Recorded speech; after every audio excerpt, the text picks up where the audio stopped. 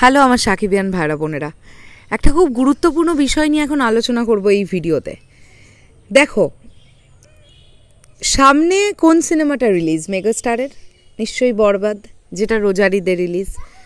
আচ্ছা, কুরবানি ঈদে যে তাণ্ডব আসবে এটা আমরা বেশ অনেক দিন আগে থেকেই জানতে পেরে গিয়েছিলাম।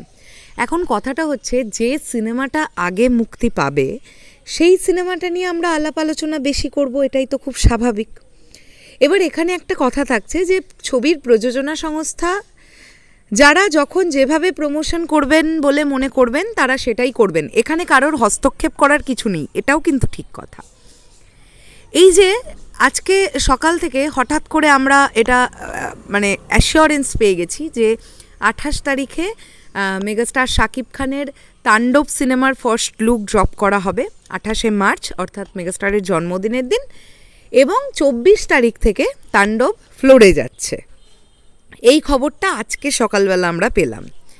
এখন 28 তারিখে বরবাদ টিম তারাও একটা ধামাকা রেডি করাটাই খুব স্বাভাবিক, কেননা তার 2-3 দিন বাদেই তো বরবাদ মুক্তি।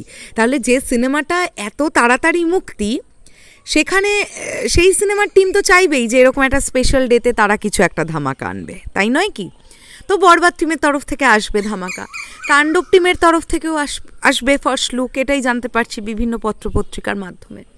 এখন কথাটা হচ্ছে, তাণ্ডব কিন্তু এখনও ফ্লোরে যায়নি। তাণ্ডব কার ছবি? নির্মাতাকে রায়হান রফি, যার প্রতি আমরা অগাধ বিশ্বাস রাখতে পারি। তিনি নিজের কাজকে নিজেই বিট করেন। রায়হান রফি এমন একজন ডিরেক্টর যিনি এই যে তুফান বানিয়েছেন, তো লাস্ট টাইম সবচাইতে বেশি প্রশংসিত হয়েছে। আপনারা মিলিয়ে রাখবেন, তাণ্ডব কিন্তু তুফানের চাইতেও বেশি প্রশংসিত হবে, কেননা রায়হান রফি মানুষটাই এরকম, তিনি চান যে আমার নিজের কাজকে আমি নিজেই বিট করে এগোবো। তো তাণ্ডব সিনেমাটা আনডাউটলি প্রচণ্ড ভালো হবে, এটা নিয়ে কোনো ডাউটই নেই, জাস্ট কোনো ডাউট নেই। আপনারা দেখবেন আবার ফার্স্ট লুক আসবে, গান আসবে, টিজার আসবে, ট্রেলার আসবে, আমরা ছিটকে যাব, এবং একটা তার সঙ্গে খুব ভালো গল্পের ওপরে কাজ হবে অবশ্যই।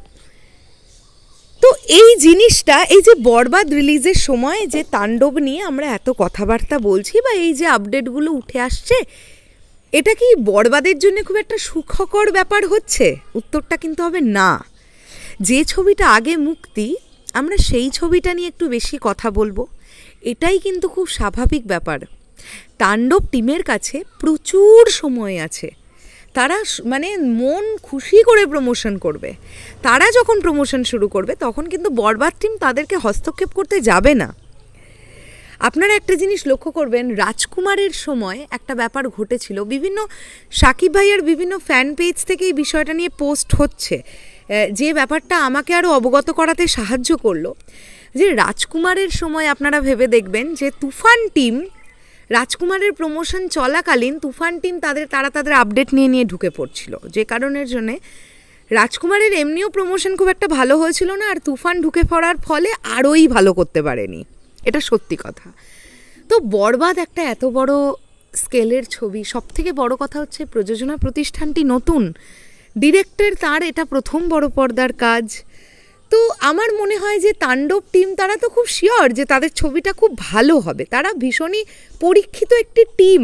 এখানে শুধু নির্মাতার কথাই আমি বলছি না, প্রযোজনা সংস্থারাও খুব পরীক্ষিত, তারাও যে কাজ প্রডিউস করছে মানেই সেই কাজে গল্প আছে, ভালো কাজ না হলে তারা প্রডিউস করবে না। আমি তো এটা মনে প্রাণে বিশ্বাস করি।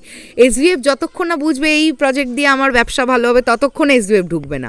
তো এসভিএফ এই অ্যাসিওরেন্স পেয়ে গেছে যে তাণ্ডবের গল্প খুব ভালো হতে চলেছে, এটা তুফানের রেকর্ডকেও ব্রেক করবার ক্ষমতা রাখে। দ্যাটস ওয়াই কিন্তু এসভিএফ ঢুকেছে এই প্রজেক্টটার মধ্যে। এখন কথাটা হচ্ছে, আমার মনে হয় যে এখন বরবাদ নিয়ে আমরা একটুখানি আলোচনাটা বেশি করি। তাণ্ডব নিয়ে যে সকল পত্রপত্রিকারা খবর করছেন, আপনারা অবশ্যই টিআরপির কথা ভাবছেন, আলটিমেটলি আমাদের মেগাস্টারেরই ছবি, এটা একদম ঠিক। কিন্তু তাণ্ডব নিয়ে আলোচনা করার অনেক সময় পাবো আমরা।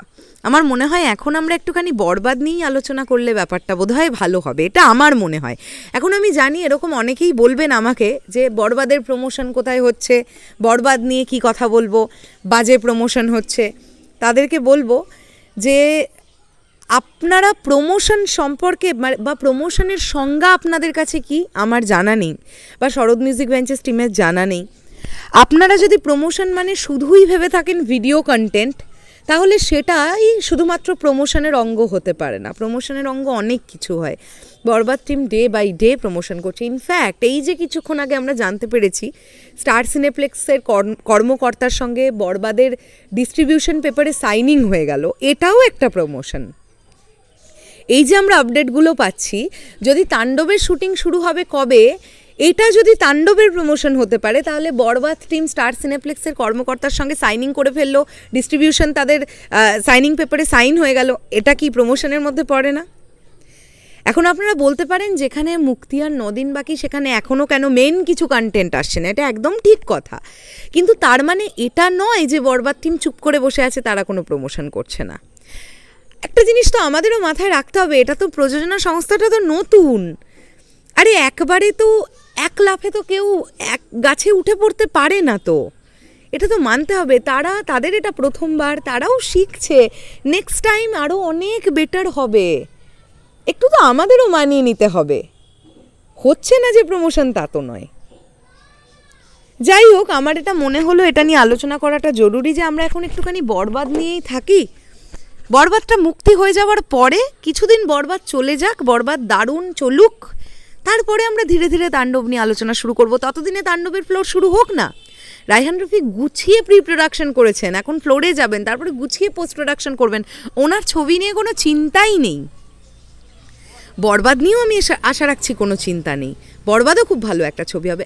আলটিমেটলি আমাদের মেগাস্টারের ছবি, তিনি এখন ভালো গল্প ছাড়া সাইন করবেন না, এটা তো সত্যি কথাই। এখন যেহেতু বরবাদ রিলিজ, তো একটু বরবাদ নিয়েই আমরা থাকি, এটা আমাদের ব্যক্তিগত ব্যাপার, মানে মতামত, ব্যাপার নয়, মতামত শরৎ মিউজিক বেঞ্চেস টিমের। এবার দেখুন আপনারা কি বলবেন, আপনাদের বক্তব্যটাও কমেন্ট বক্সে জানান। টাটা।